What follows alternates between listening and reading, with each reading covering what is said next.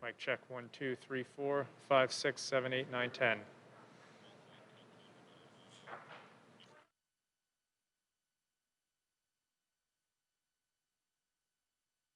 3, 4, 5, 6, 7, 8, 9, 10. 10, 9, 8, 7, 6, 5, 4, 3, 2, 1.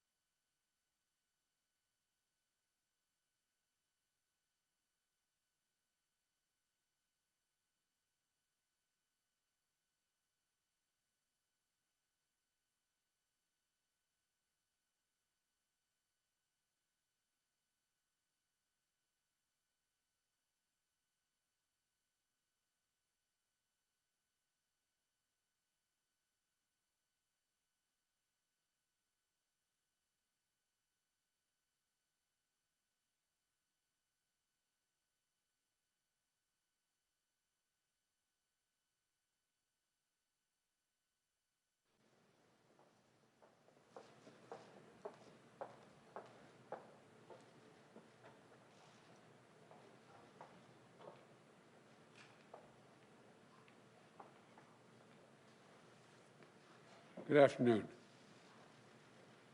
Before I begin, let me just say two things. One, when this is all over, I'll take questions when we finish today's announcements. But let me begin by expressing my deep sympathy for the family of Capitol Officer Sicknick, who has died in the line of duty. Our sympathies and our concerns go out to his family, and the people responsible should be held accountable, and they will be. But today I'm pleased to announce the latest members of our economic team. And with their announcement, I'm proud to announce we have finished naming our cabinet, saving the best for last year. 24 outstanding women and men who will get our country moving again, and who are going to restore trust in our government again, and all of whom are ready on day one to do their job. This is a cabinet that I promised you, and I've fulfilled that promise, that looks like America. It taps into the full range of talent we have in our nation, and we have immense talent. It's a historic cabinet. This will be the first cabinet ever that is evenly composed with as many women as men in the cabinet. This will be the first cabinet ever with a majority of people of color occupying this cabinet. And it has more than a dozen history-making appointments, including the first woman Secretary of Treasury, the first African-American Defense Secretary, the first openly gay cabinet member, and the first Native American cabinet secretary. We're also on track. We named a record 50 high-level appointments that are subject to president confirmation, more than any president ever elected has done. We've done our job. We've begun my job of naming these people. It's my expectation and hope that the Senate will now move to confirm these nominees promptly and fairly. It's especially the case for the nominees of Secretary of State, Defense, Treasury, Homeland Security. I nominated them back in November. Given what our country has been through the last 4 years, the last few days, given the threats and the risks in this world, they should be confirmed as close to January 20th as possible. There should be no vacancies at State, Defense, and Treasury and Homeland Security. And we will remain in this dark winter of pandemic and with the economic crisis that's deepening, and we have no time to lose with regard to the entire team. Consider the December jobs report released today. The anxiety and fear of the women and men out there reminds me of when President Obama and I were sworn in during the Great Recession of 2009. This December jobs report shows millions of Americans are still hurting through no fault of their own. We lost another 140,000 jobs, the first negative jobs report since the height of the pandemic in the spring. More people have just lost a job, while many have been out of work for a long time. And the ongoing gap between Black and Latino unemployment remains much too large, that gap. And in many ways, the jobs report is a pandemic report. With the pandemic raging, people are losing work and losing hope. The hospital industry, restaurant and bars lost more than 372,000 jobs. State and local governments are slashing jobs.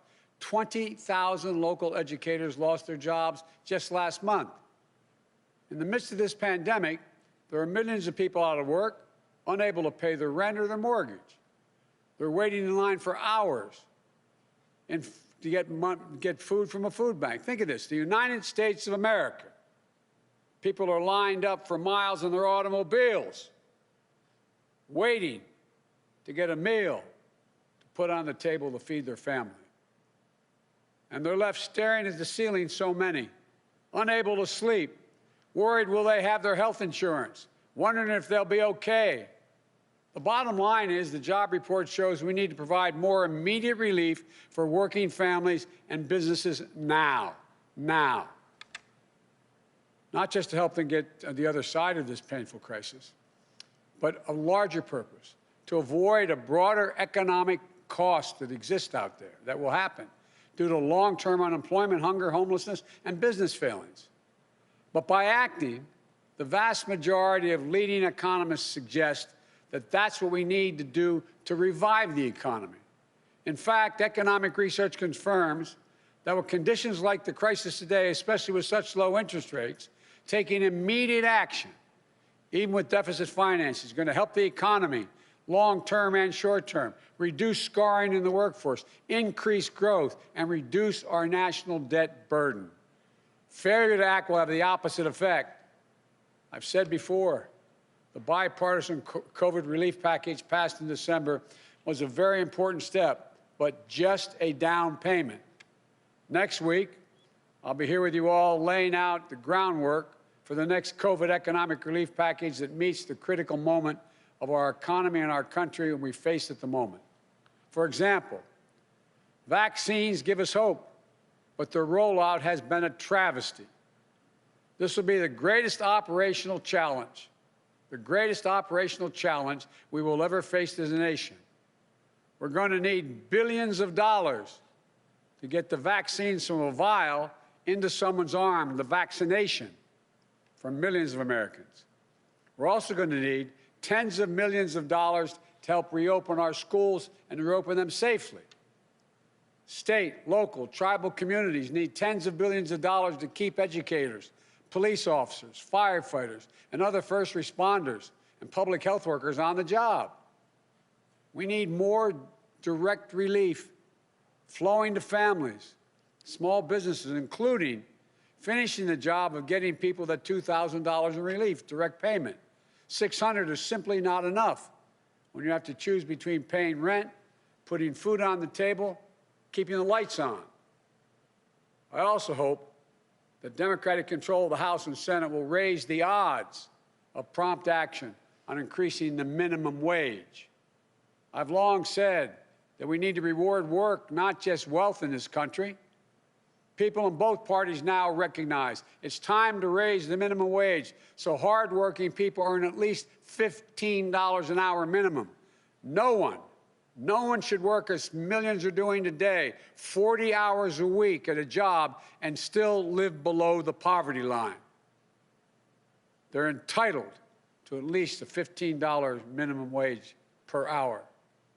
Folks, the big focus will also be on small businesses and how to correct the current administration's failures to get relief to Main Street small businesses that are most in need. Mom and pop stores are the backbone of the economy. And they're also, as you all know, they're the glue that holds communities together. It holds them together. But today, more than 1 in 4 small businesses are not open. At least 400,000 are closed for good. And as the month goes by, 1/3 of Black-owned businesses, and more than 1/5 of Latino-owned businesses, and more than 1/4 of Native American-owned businesses have less than 1 month in reserves to cover expenses. Previous rounds of economic relief last year helped millions of small businesses stay afloat and keep employees in the payroll. But there were clear problems. Black and brown-owned small businesses had less access to that relief. Mom and pop shops were often the last in line, while big, well-connected businesses jumped in front of the line and got more relief and got it faster. And at every turn, this administration, the Trump administration, has undermined accountability for every tax dollar spent, weakening oversight, firing inspector generals. So it's no surprise an independent watchdog found that tens of thousands of ineligible companies receive relief they should not have, including from fraud and abuse, siphoning off support for their very small businesses that that need it so badly. But the good news is that the relief package passed last month provides additional aid to small business and workers. But as I said from the beginning, the need to make sure that relief and future relief reaches everyone who needs it, we need to do more. These relief dollars will start to flow quickly, potentially while the current administration is still in office. And they may send out money that they won't have any control over. But for what we have to need control over, I want to be very clear what my priorities are for distributing this emergency aid swiftly and equitably. Our focus will be on small businesses on Main Street that aren't wealthy and well-connected, that are facing real economic hardships through no fault of their own. Our priority will be Black, Latino, Asian, and Native American-owned small businesses, women-owned businesses, and finally, having equal access to resources needed to reopen and rebuild. But we're going to make a concerted effort to help small businesses in low-income communities, in big cities, small towns, rural communities that have faced systemic barriers to relief. Think of the mom-and-pop owner with a couple of employees who can't pick up the phone and call the banker, who doesn't have a lawyer, an accountant, to help them through this complicated process, to know if they're even qualified, or who simply didn't know where this relief was available in the first place. We went through this, Don, when we brought Detroit back off its knees. And as we saw in this morning's job report, restaurants, bars, and hospitality industry have been slammed by this virus. We're going to direct relief to those businesses and others that have been so badly hit the hardest. We owe them that support to help them get through the other side of this crisis. And I promise you, we will investigate and prosecute waste and fraud in these programs so that money goes to the companies that deserve it, and we'll use it to help their employees and their communities. When my president, President Obama, asked me to implement the Recovery Act, along with Don, who helped me a great deal, we invested more than $800 billion in our economy to help recover, rebuild, and less than 2/3 of 1% waste, fraud, or abuse occurred. We know how to do this. We know how important predictability and clarity are to small businesses. From day one, this administration worked to ensure that small businesses and financial institutions in every community understand the rules for these programs, the resources available to them, where they can turn for technical assistance if they need it. We will have navigators who help guide them through each step of this process until the money they need is in their bank account. And to the lenders participating in these programs, you should move quickly, without delay, to begin extending relief. But I urge you not to disabuse these funds, not to disperse these funds in the same inequitable way you have in the past. Here's my commitment. In return, we'll make our expectations of you crystal clear, the banks, so that you can quickly and equitably deliver relief to the communities that you serve, unlike what's been happening in many places. The bottom line is we're in the midst of the most unequal economic and jobs crisis in modern history. Congress needs to act as quickly as possible on all the issues I just laid out. That's how we can contain the pandemic, build back better with an economy that works for all Americans. And this is a team that's going to help get that done. For Secretary of Commerce, I nominate Governor Gina Raimondo of Rhode Island, the daughter of a working-class family who knows what it's like when her parents' factory job was shipped overseas. She never took her parents' sacrifices for granted. She always remembers where she came from. She became a successful entrepreneur who created jobs on Main Street and brought businesses back from the edge. She became a state treasurer who invested in local communities and took on financial predators. And today, she's one of the most effective, forward-thinking governors in the United States of America, the first woman ever to lead the ocean state. She created an innovative loan program that helped minority-owned and women-owned businesses access the capital they need, but wasn't always available to them.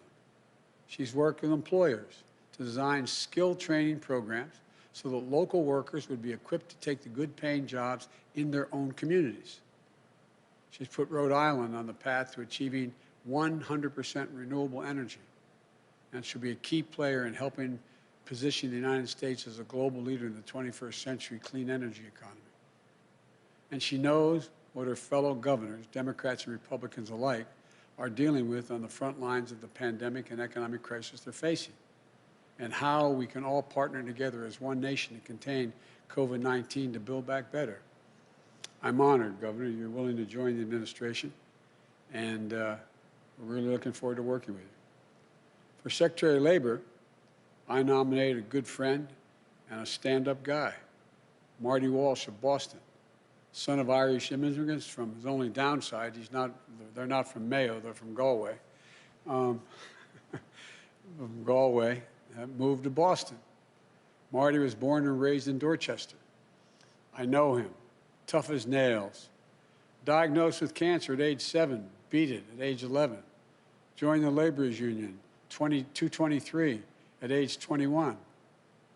Elected to the state legislature, became union president and graduated from college at age 42. He's now in his second term as a successful mayor of the iconic American city of Boston, who always puts working people first, fighting for a $15 minimum wage, paid family leave, providing frontline workers with emergency child care and protective equipment they need. Marty understands, like I do, that the middle class built this country, and unions built the middle class. He sees how union workers have been holding this country together during this crisis. Healthcare workers, keeping our hospitals safe, clean, and effective, and efficient, I might add. Public service workers, fighting against budget shortfalls to keep communities afloat. Port workers, car haulers, warehouse workers, folks keeping our air and rail systems running. They're literally what's keeping us going. And they deserve a Secretary of Labor who knows how to build their power as workers, who knows that when I say our future will be made in America, it will be a future built by American workers, a future with historic investments in infrastructure, clean energy, manufacturing, and so much more that's going to create millions of good-paying jobs. Marty knows worker power means not just protecting the right to unionize, but encouraging unionization and collective bargaining. The Fair Labor Standards Act way back didn't just say you can have unions, it said the government should encourage the formation of unions. It also means protecting pensions, ensuring workers' safety, increasing the minimum wage, ensuring workers are paid for the overtime they've earned, like we fought for in the Obama-Biden administration, but this administration has weakened.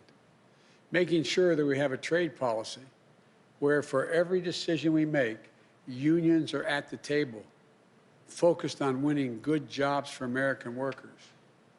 This is one of the most important departments to me. I trust Mayor Walsh, and I'm honored he accepted. But I also want to say I did give serious consideration on nominating my friend Bernie Sanders to this position before. I'm confident he could have done a fantastic job. I can think of no more passionate, devoted ally to working people in this country. But after Tuesday's results in Georgia, giving Democratic control to the United States Senate and a tie vote, Bernie and I agreed. As a matter of fact, Bernie said we can't put control of the Senate at risk on the outcome of a special election in Vermont. And he agreed we couldn't take that chance. We also discussed how we'd work together, travel the country together, helping Marty, meeting with working men and women who feel forgotten and left behind in this economy. We agreed that we'll work closely on our shared agenda of increasing worker power and to protect the dignity of work for all working people. I want to thank Bernie for his continued friendship and leadership.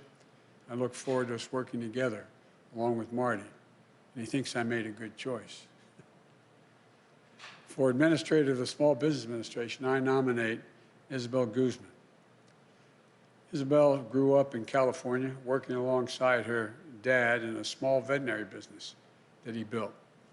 She devoted an early understanding and developed an early understanding of what small business means to their employees and to the neighborhood they support, and to the families whose dreams they represent. She dedicated her career to creating jobs, to supporting entrepreneurs as a senior official on the Obama-Biden Small Business Administration. As director of California's Office of Small Business and a small business advocate, she worked tirelessly to ensure that everyone with an entrepreneurial spark had a fair and equal shot at getting off the ground and succeeding. The Biden-Harris administration will be locked in on helping small businesses recover, rebuild, and remain the engines of our economic strength. And as head of the SBA, Isabel will be leading a critical mission, not only to rescue small business in crisis, but to provide the capital to entrepreneurs across the country so they can innovate, create jobs, and help lead us into recovery. I'm grateful that she accepted the call to serve in Washington. For Deputy Commerce Secretary, I nominate, and I have to admit to you, a good, loyal, and great friend, Don Graves. Don is a long-time and trusted advisor. He was there at the Treasury Department during the depths of the Great Recession, helping small businesses weather the storm and stay afloat. When President Obama asked me to lead the effort to get Detroit out of bankruptcy and off its back and on its feet again, he said I could take anyone in the administration on my team to do it full time. So I went to the Treasury Department. I tasked Don to come over and work for me and work on it full time. It was the best decision I ever made in that effort. I'm not sure how he thinks about that, but I think it was the best decision I've ever made. And he did a great job working with the city officials, state officials, on its road to recovery. And by the way, it's the little things. It's getting to know what's happening on the ground. Remember how we went through the issue about the number of buses and lights, street lights and the like. It gets down to the nitty-gritty of what has to be done. We found out that Detroit had a lot of qualified people, but during the Great Recession, almost everyone who knew how to program anything left. So when we finally got it back on its feet again, we found out there wasn't anybody left to know how to turn on the street lights, literally, run the sewer department. So we went out and we got an outfit to come in, and we said, find us some high-tech people. They came back, what was it, 53, 55 people. They all happened to be women. Most were minority. None had more than a high school degree, and a quarter of them only had a GED. And I remember even our very liberal friends, we told them we were doing this, they said, oh, I'm not going to do this. Well, guess what? In a 14-week program, they were taught how to program. They were taught how to do it all. They ended up putting the city back on its feet. Every one of them left after that time because we went to the graduation. The lowest starting salary, if my recollection is correct, was $49,000. The highest, $104,000. Point is, give people a chance. Americans can do anything given a shot. It also helped me lead our national strategy to equip workers with the skills they need for good-paying jobs in the 21st century in healthcare, IT, clean energy, advanced manufacturing, and so much more. He was there to help me launch the National Cancer Moonshot and marshal the full resources of the federal government to help end cancer as we know it. A cancer survivor himself, diagnosed and treated while he was working on this for me. Don knows about hope and he knows about resilience. And I'm grateful to him and to his wonderful family for once again answering the call to serve. I want to thank you all. Thank your families. And I don't want to embarrass him, but there's one guy up in the gallery here, Tommy, who's my buddy, who is the son of the governor. Thanks, Tommy, for supporting Mom doing this. And to American people, I know these times are tough, but I want you to know that we're going to get through this. Help is on the way. These people know what they're about. They know what it's like. So may God bless you all, and may God protect our troops. Now what I'd like to do is turn this over to the team, starting with our next Secretary of Labor, Marty Walsh. And after all is said and done, what I'll do is I'll come back and answer some questions. Thank you. Marty, the platform's yours, pal.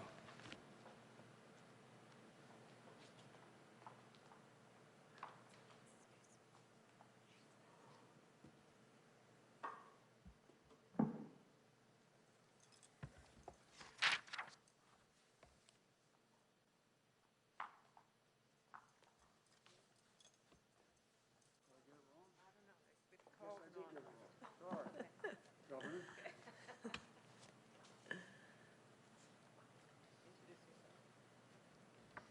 Thank you. Good afternoon. Good afternoon. Mr. President-elect, Madam Vice President-elect, thank you for this chance to work for the American people. I want to begin by thanking my amazing family, my wonderful husband, Andy, my daughter, Cece, my son, Tommy, who's here in the balcony. Thank you for your endless love and support. We'll do this as a family. The mission of the Commerce Department is a very simple one: to help spur good-paying jobs, to empower entrepreneurs to innovate and grow, to come together with working families and American businesses to create new opportunities for all of us. It's a simple but vital mission. It's the same mission that's driven my own life and the path of my family across generations. My grandfather was 14 years old when he came to this country. He got on a boat by himself at 14 years old from Italy. He came to America in search of new possibilities. He taught himself English late at night in the Providence Public Library. The library was open late at night. He started a family, and the first chapter of our family's new American story. And my father was the son of another Italian immigrant, a butcher who helped found the Meat Cutters Union in Rhode Island, which is now the UFCW local in Rhode Island. And after serving in the Navy and going to college on the GI Bill, my father went to work in manufacturing, spending most of his career at the Bulliver Watch Factory in Providence. Now, I was the youngest of 3 kids, and there were 6 of us, including my grandfather, all in a small house, sharing one bathroom. Now, we didn't have a lot, but we had everything that we needed. Until one day, my dad came home and he said the factory was going to close. The jobs were going overseas.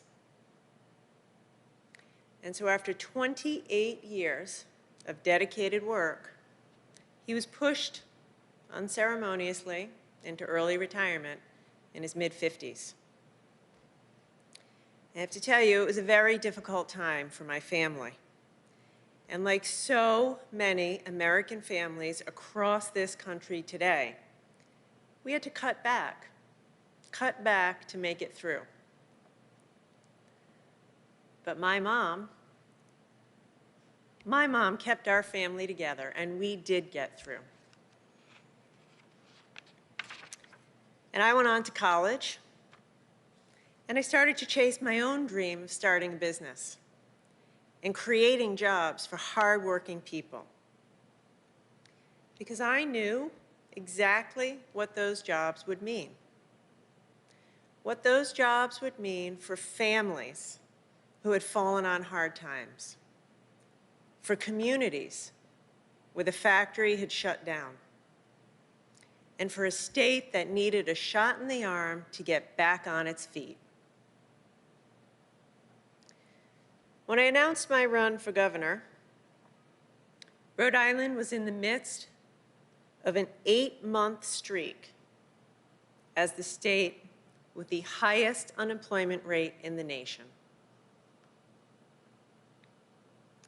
But over the last 6 years, we've worked hard, we fought back, and we've grown our way back, achieving a record number of jobs and the lowest unemployment rate in over 30 years. Now, we did that by bringing together our workers and businesses, working together, coming together in common cause. We invested in our people, in their skills, their opportunities, and their dreams. We helped new businesses launch, and we sparked others to hire and grow responsibly. That's the same vision, the same faith in American workers, in American entrepreneurs that I see in the Build Back Better agenda. It's a vision for an inclusive recovery that lifts up those who've been left behind. It's a vision for a national effort that provides skills, training, and wraparound supports to get Americans back to work. It's a vision for rebuilding American manufacturing and bringing back jobs to America from overseas. And that's why I am ready to get to work. I am excited to get to work on a national scale to help realize the vision of the President-elect and Vice President-elect to help more hardworking families in every community write the next chapter of their own American stories. So thank you. Thank you for this opportunity to serve the American people.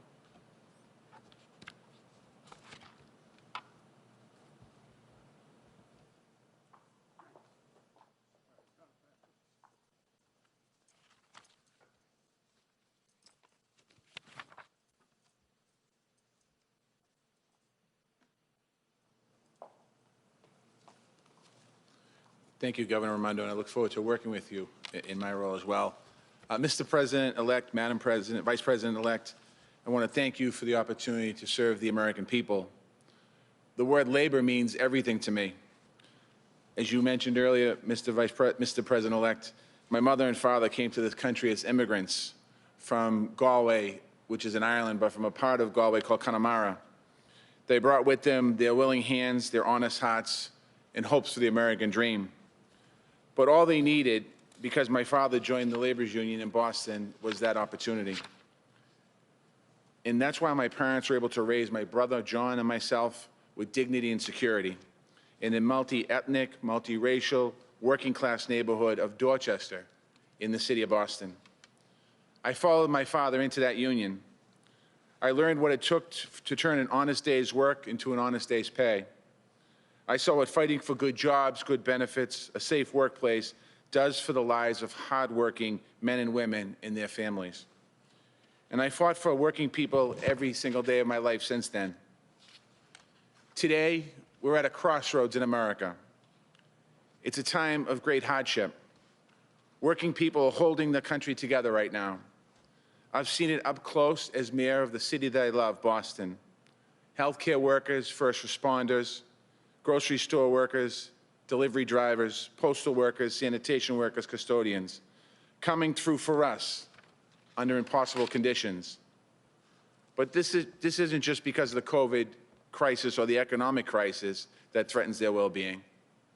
Working people have been struggling for a long time under the erosion of their rights and the deep inequalities of race, gender, and class.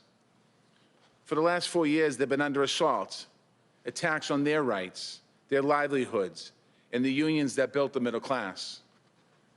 We are facing hard times, but nobody's tougher than the American worker. And now we have the opportunity to put power back in the hands of working people all across this country. And that is a good thing for our economy and for our country. We can defend workers' rights. We can strengthen collective bargaining. We can grow union membership. We can create millions of good-paying jobs with investments in infrastructure, clean energy, and in high-tech manufacturing, along with the workforce training to help get those people into those good jobs. This team, the Biden-Harris team, has the plans to make this happen. Mr. President-elect, we spent many memorable days together in my hometown at a rally to support grocery store workers fighting for their rights, at my inauguration as mayor, and on a day that I will never forget, at the Boston Marathon Memorial, where you lifted up our whole city's spirits. So I know that from Dorchester to Scranton, Wilmington to West Virginia, and all across this great nation, your home and your heart are with the working people. I look forward to working with you to deliver good jobs with dignity, security, prosperity, and purpose to all American families. And I look forward to working with this entire administration, shoulder to shoulder with American workers to build back our country better. Thank you once again for this incredible honor. May God bless the American worker, and may God bless the United States of America.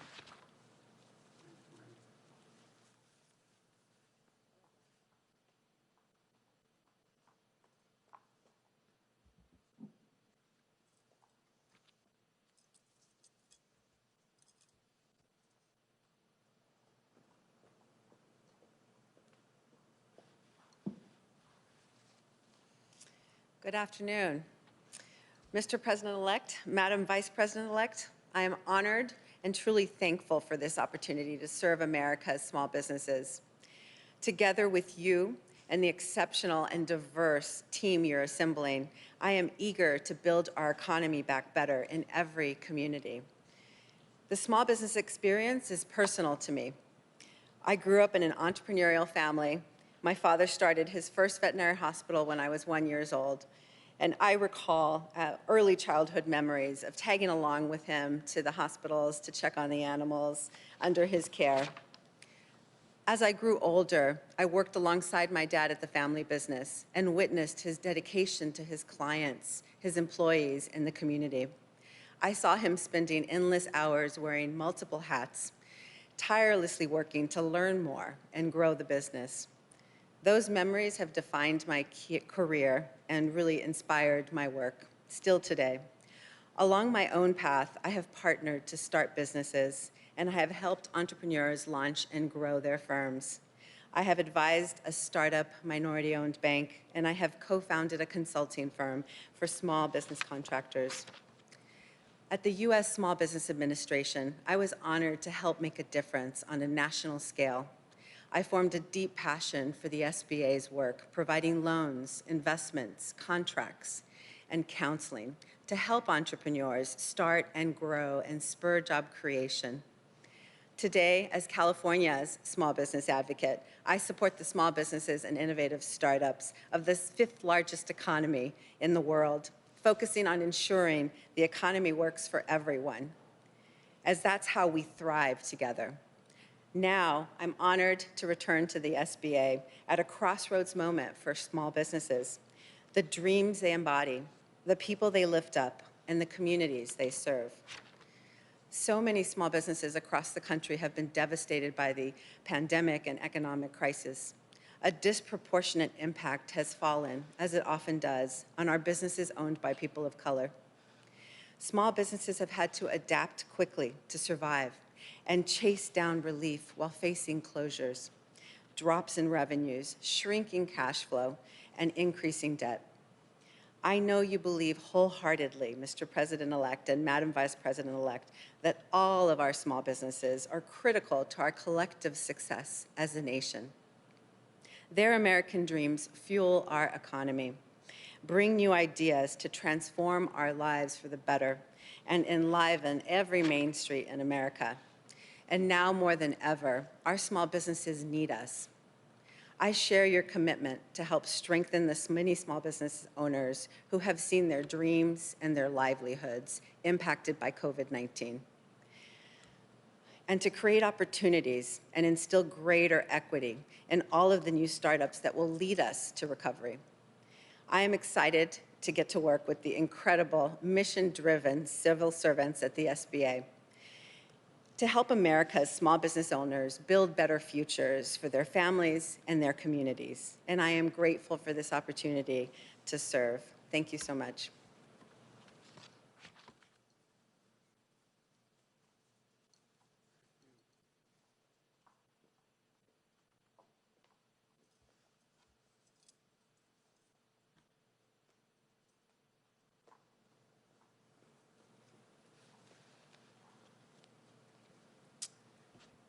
Mr. President-elect, Madam Vice President-elect, I'm honored and humbled to be here today. I first want to thank my family for giving me permission to once again serve the American public. I've spent my career in government, the private sector, and nonprofits, finding ways to ensure that economic opportunity is inclusive and broad-based. And as it is for all of us in our own ways, it's personal. I come from a long line of small business owners, including one who owned and operated the only African-American-owned hotel in the mid to late 1800s, just 4 short blocks from where the Commerce Department sits today. But for too many people in this country, the chance to start and grow a business, to take their idea into market and sell all over the world remains elusive all these years later. But we also know that government, its resources, and its experienced and capable civil servants can help level the playing field and empower people, communities, and our economy to reach their full potential. Mr. President-elect, I saw it firsthand when you and President Obama prevented another Great Depression and helped us recover, rebuild, and put us on the way to resurgence. I saw it in Detroit, where we were able to provide the partnership to help residents, businesses, and leaders get their city back on the feet again. And as we traveled the country, meeting with local leaders, labor unions, business leaders, and educators, I saw how you brought people together to ensure American workers were equipped and matched with the skills for jobs in their own communities that also strengthened the economic competitiveness of our nation. Above all, you showed me how to do it the right way, to understand that service isn't about those who serve, but the people we serve. To spend the extra time to really understand what they're going through, and to know they aren't looking for us to solve everything, but to understand and help make their lives better. I felt that most through the Cancer Moonshot you launched, deeply personal to both our families. And that gave the American people a renewed sense of hope in what we can do as a nation. With Governor Raimondo, Mayor Walsh, Isabel, and the entire economic team, we will govern by that high standard that you and the Vice President-elect continue to show, to revive the economy through the pandemic and build it back better, to advance racial equity across the board and to meet the existential threat of climate change with American jobs and ingenuity. With your leadership, I know this administration will provide the American people the support they need to thrive and the opportunity to turn their hopes into lives of dignity and the respect they deserve. Thank you again for the opportunity to serve.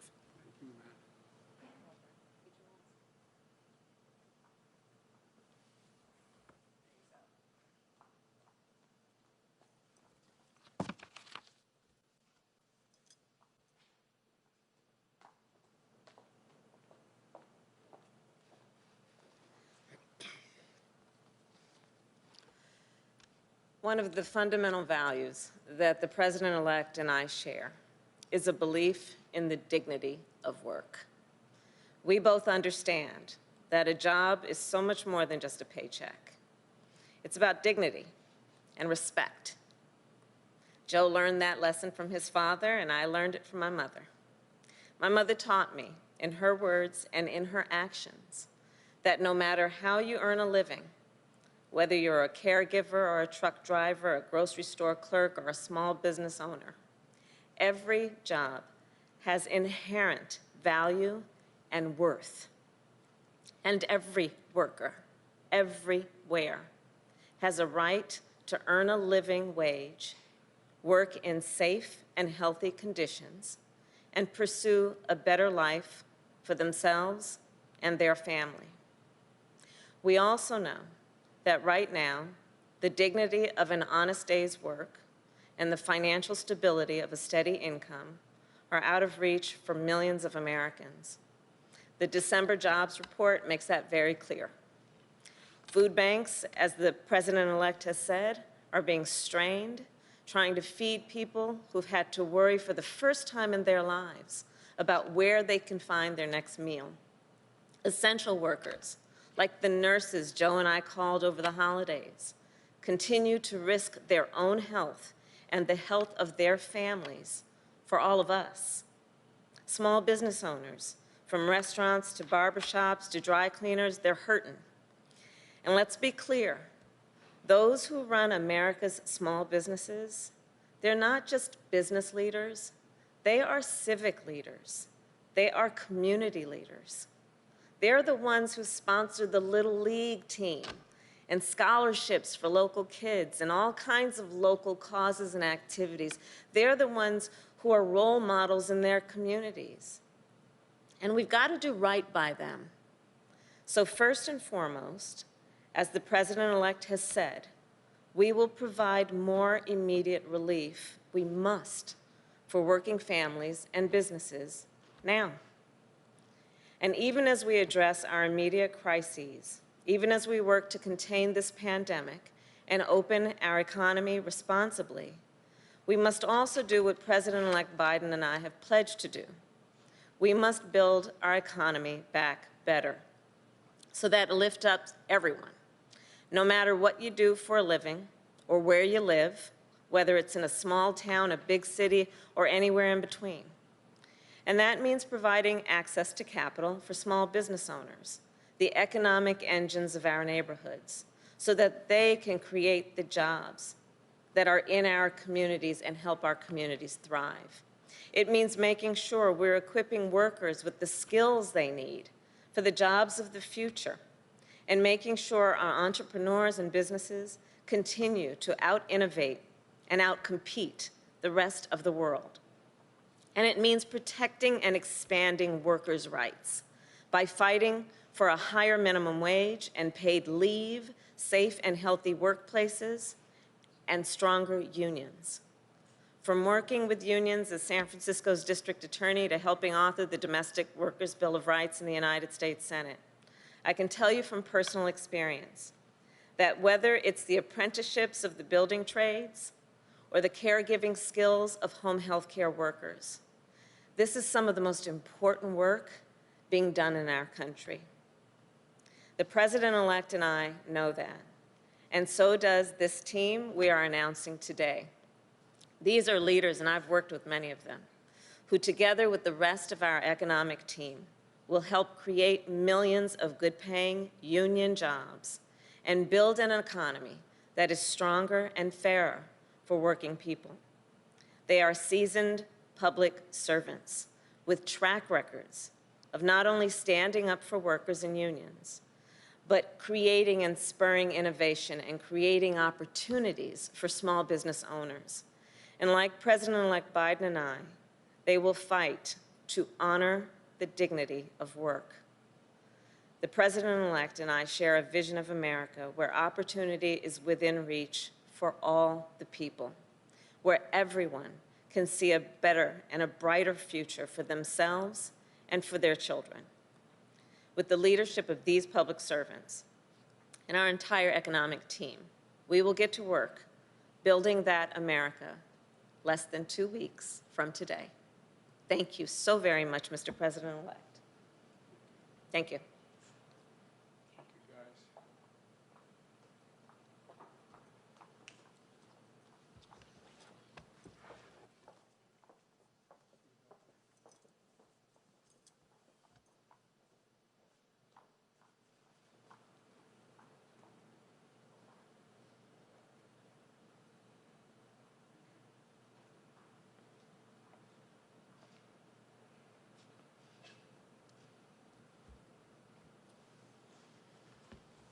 Well, folks, let me take some of your questions. We'll have chances again this week to do it, but let me yield, and you tell me who we're talking to.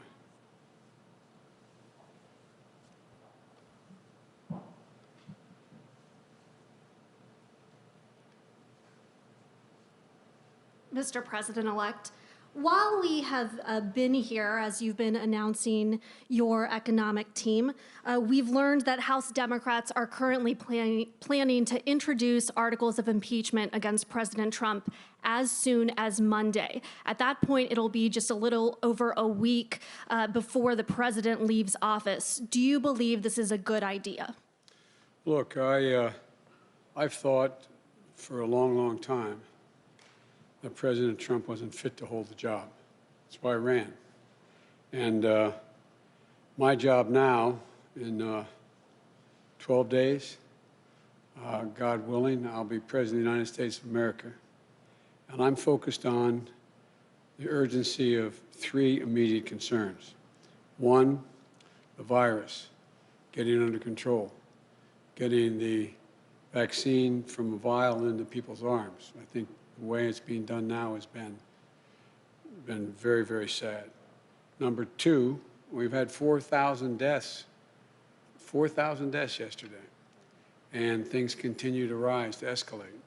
That's my number 1 concern, to get the virus under control. We lost over 125,000 jobs this last month, and people are really, really, really in desperate shape. And so I'm focused on the virus, the vaccine, and economic growth. What the Congress decides to do is for them to decide. But I'm going to have to, and they're going to have to be ready to hit the ground running, because when Kamala and I are sworn in, we're going to be introducing immediately significant pieces of legislation to deal with the virus, deal with the economy, and deal with economic growth. So we're going to do our job, and the Congress can decide how to proceed with theirs. But if a Democratic member of Congress were to call and ask for your advice about whether they should proceed with this, what would you tell them? I'd tell them that's a decision for the Congress to make. I'm focused on my job.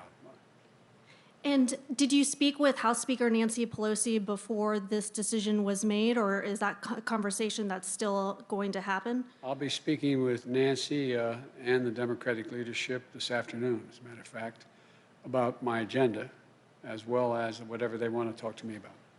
Okay, thanks.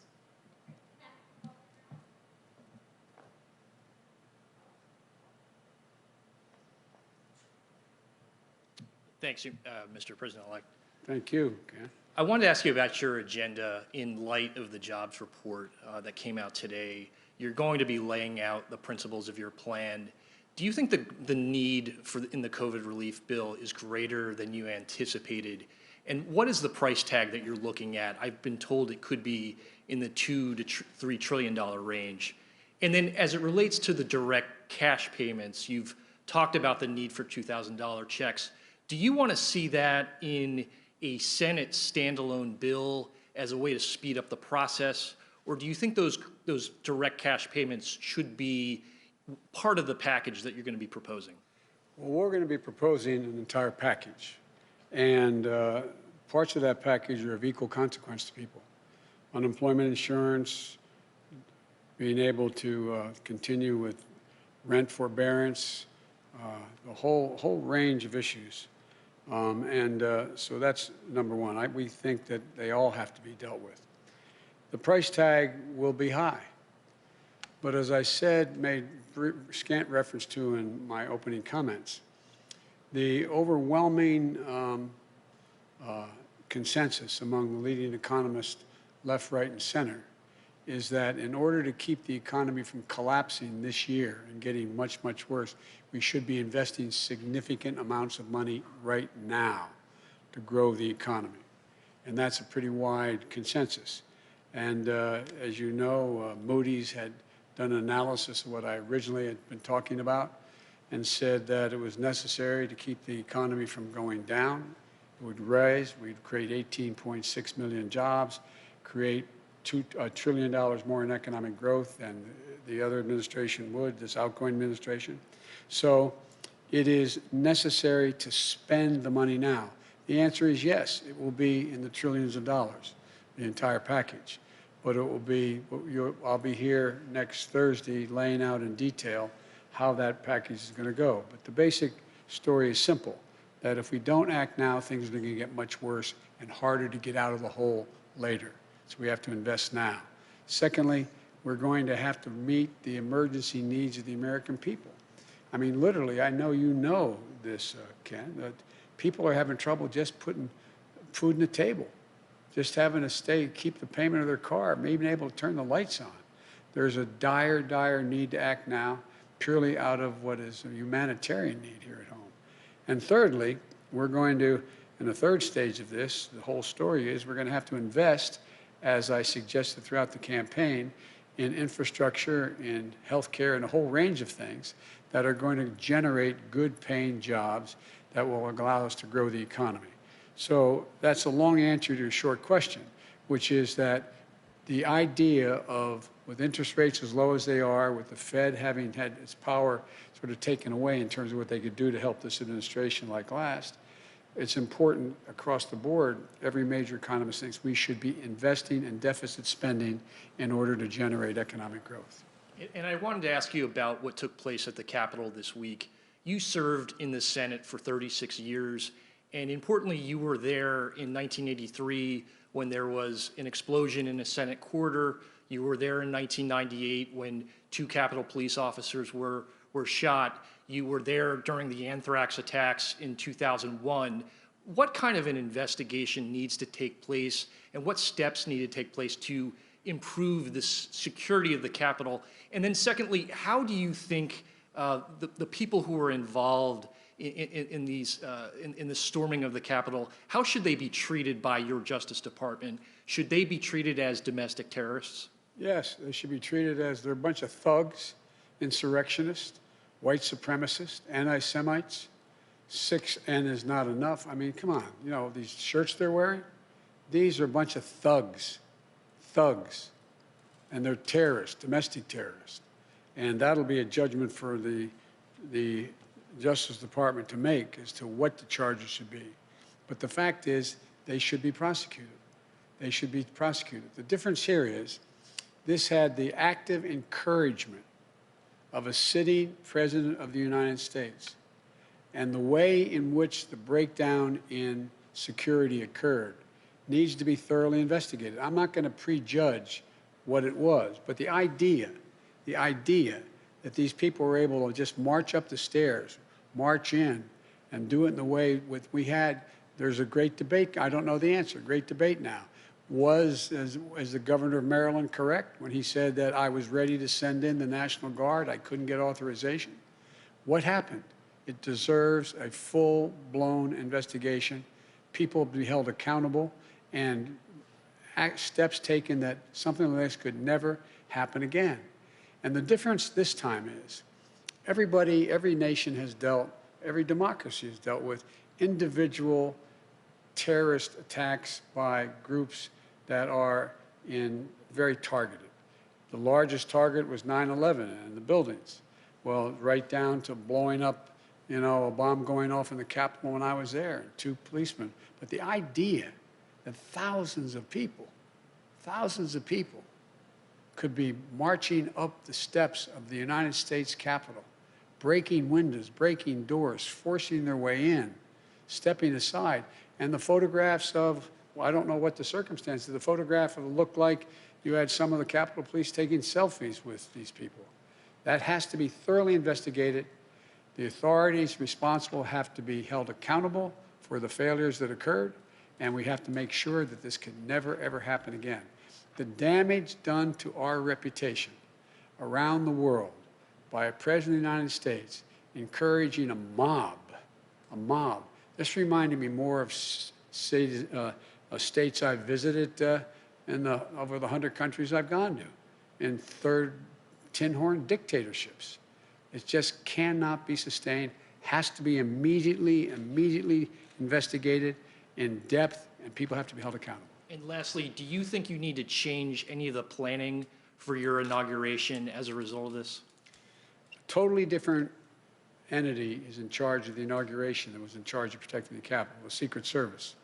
I have great confidence in the Secret Service. I have great confidence in their ability to make sure that the inauguration goes off safely, and goes off without a hitch. So it's a different, so I have confidence in what is going, in the planning that's been underway before this and continues with the Secret Service as the lead agency. Thank you. Thank you.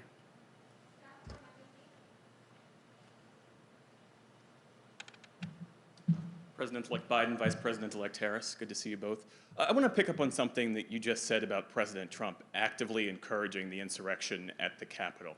Given the perceived threat that he poses, My question to you is not so much about the role that Congress should play in impeachment, but rather, should President Trump, in your estimation, remain in office? I didn't think, look, I've been saying for now well over a year, he is not fit to serve. He is not fit to serve. He's one of the most incompetent presidents in the history of the United States of America. And so the idea that I think he shouldn't be out of office yesterday is not the issue. The question is, what happens with 14 days left to go or 13 days left to go? And I think that what 81 million people stood up and said, it's time for him to go. And the United States Senate voted 93-6 to confirm that we should be sworn in. We were duly elected. So I think it's important we get on with the business, getting him out of office. The quickest way that that will happen is us being sworn in on the 20th. What action happens before or after that is a judgment for the Congress to make, but that's what I am looking forward to, him leaving office. I was told that on the way up here, way over here, that he indicated he wasn't going to show up at the inauguration. One of the few things he and I have ever agreed on. It's a good thing I'm not showing up. Earlier, you'd said that if you'd hope that he would show up only in the sense that it was valuable to send a signal to the world about the transfer of power. You've clearly changed your perspective on that. Because he has clearly demonstrated, he's exceeded even my worst notions about him. He's been an embarrassment to the country, embarrassed us around the world, not worthy to hold that office. If we were 6 months out, we should be moving everything to get him out of office, impeaching him again, trying to invoke the 25th Amendment, whatever it took to get him out of office. But I am focused now on us taking control as president and vice president on the 20th and to get our agenda moving as quickly as we can. Thank you. Another question about holding public officials to account, and this is about an issue that's no longer a headline but is no less significant and serious, and it's about the more than 600 children who were orphaned under the Trump administration as a result of the family separation policy along the border. During the campaign, you said that practice was criminal. Will you commit to making sure that the Trump administration officials responsible for that policy will be held to account? I'll commit that our Justice Department and our investigative arms will make judgments about who is responsible, how they're responsible, and whether or not the conduct is criminal across the board. But as I said yesterday, I am not going to tell the Justice Department who they should prosecute and who they should not. That's a judgment that will be made by the Attorney General of the United States of America, not influenced by me. But there will be a thorough investigation of who's responsible and whether or not the responsibility is criminal. And if that is concluded, the Attorney General will make that judgment. I will not intervene to tell him who he should or shouldn't indict or if he should indict. And lastly, beyond the COVID plan, which you've detailed, what are your legislative priorities? You've talked about infrastructure. You've talked about introducing an immigration bill. After January 20th, Democrats will control the House and the Senate. What do you do first? Three different issues there in that same question. One, the commitments I made that what I would introduce, not necessarily we would move to, but introduce in the United States Congress first, I will do. I will introduce an immigration bill immediately and have it sent to the appropriate committees to begin movement. I will, in fact, countermand executive orders that the president has, in fact, initiated that are contrary to what I think is either his authority and/or, even if it's his authority, contrary to the interests of the United States on environmental issues and a whole range of other things. And thirdly, I will immediately move, though, to the most urgent need of asking the Congress to give me the financial wherewithal to deal with the virus, to be able to move so that we have Operation Warp Speed really working. Warp Speed got the vaccine to places that were delivered, but did not get them from those vials into people's arms. And so it is a gigantic logistical concern of how we do that. I'm committed to get 100 million shots in people's arms in the first 100 days. I'm committed to insisting that in all federal jurisdictions, any place I have control as president, everyone will be mandated to wear a mask in interstate transportation as well as federal facilities. And thirdly, I'm committed to moving as rapidly as possible to get the vaccine to teachers and the material to children that can provide for the safe opening of our schools at the end of that, beginning at the end of that 100 days. They're the most urgent things we have to do now. Now, immediately upon getting office. There's going to be multiple things, as you well know, because you're a seasoned veteran of how this policy, how we work. And that is that there will be other committees will be holding hearings on a whole range of issues, from my positions on infrastructure, what we should be doing to generate a green economy, and so on. But in terms of the immediate need to get done, not just introduced, but to get done, voted on, and get the money and resources to do it, it turns out that the most urgent need is dealing with the virus, number one, and economic relief to Americans who, through no fault of their own, are really getting battered. Thank you. both.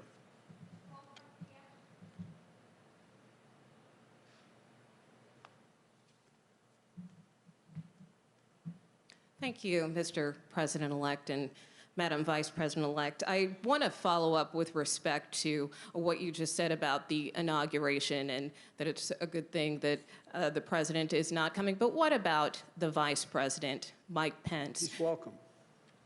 I think it's important that as much as we can stick to what have been the historical precedents of how, in the circumstance in which an administration changes, should be maintained. And so if the Vice President is welcome to come, we'd be honored to have him there and to move forward in the transition. Have you spoken to him at all? No, I haven't. And you have called for unity and healing in this country, but after the events of Wednesday, does that make your job easier or harder? I think it makes my job easier, quite frankly. I've had a number of my Republican colleagues, former colleagues, I used to serve in the Senate for a long time, call me. Many of them are as outraged and disappointed and embarrassed and mortified by the president's conduct as I am and Democrats are. And I think I have said from the beginning, and I have not changed my view, my overarching objective is to unify this country. We must unify the country. And I think that you've heard me say this before, and I apologize for repeating myself, but understandably the questions are repetitive and good. I mean, I'm not being critical of the question. And that is that there's two ways people are inspired: by inspirational leaders and by terrible leaders. By terrible leaders. What this president has done is rip the Band-Aid all the way off to let the country know who he is and what he's about and how thoroughly unfit for office he is. And you see already a number of Republicans. I was so proud. I know we're on opposite sides. I'll get criticized from some of the people in my party for saying this, but I've worked very hard with and against the former, soon-to-be former Majority Leader, Mitch McConnell. I thought what he said on the floor of the United States Senate was, in fact, the right thing to do. He stood up. He's ashamed. I spoke with a guy I have enormous respect for, and I ran against him, Mitt Romney. I spoke to Mitt this morning again. This is a man of enormous integrity, who lives his faith. There are so many more, but there's others who should be ashamed of themselves. But they make up a minority of the Republican Party. This isn't about Republican, Democrat anymore. This is about people who understand what this country's about and the things we have to agree on and move together on. I just think that if you look at it, speaking to some of my Republican colleagues, and I've spoken to a number of them over the last month since we've been elected, through recently as the day in which this god-awful debacle was taking place up on the Hill. And I think they understand that they're going to have to, we need a Republican Party. We need an opposition that's principled and strong. And I think you're going to see them going through this idea of what constitutes a Republican Party. And to hear some of my colleagues, Republican colleagues, talk about how shameful it is of the way Ted Cruz and others are dealing with this, how they're responsible as well for what happened. Do you think some of them should resign? Should Senator Cruz or Senator Hawley resign? I think they should be just flat beaten the next time they run. I think the American public has a real good, clear look at who they are. They're part of the big lie. The big lie. I was being reminded by a friend of mine, and maybe you were with me, I can't recall, when we were told that, you know, Goebbels in The Great Lie, you keep repeating the lie, repeating the lie. Well, there was a print that when Dresden was bombed, firebombed, there were 250 people that were killed, or was it 2,500 people were killed? And Goebbels said, no, 25,000 or 250,000 were killed. And our papers printed that. Our papers printed it. It's the big lie. People will know it's one thing for one man, one woman, to repeat the lie over and over and over again. By the way, Trump said that before he ran. If you say it enough, I'm going to convince you. I'll say it enough. The press is bad, the press is bad, the press is bad, the press is bad. If he's the only one saying it, that's one thing. But the acolytes that follow him, like Cruz and others, they are as responsible as he is. And so it's not about whether or not they get impeached. It's about whether or not they can continue to hold power because of the disgust the American people have for their actions. There are decent people out there who actually believe these lies because they've heard it again and again. I was with a friend of mine who's a medical doctor telling me that his neighbor said to him, he lives in another state, his neighbor's a good person, said, but you know, doc, this is true. There's a lot of chicanery that went on in this election.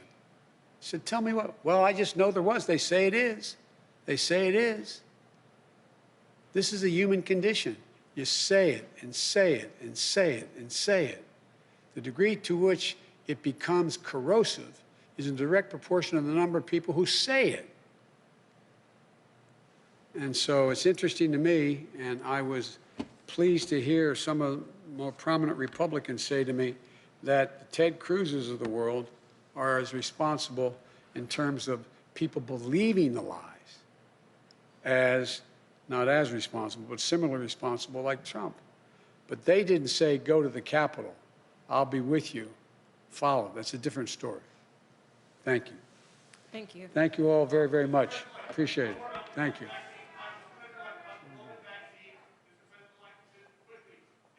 All the available doses. Can you guarantee that everybody can get their second shot on time?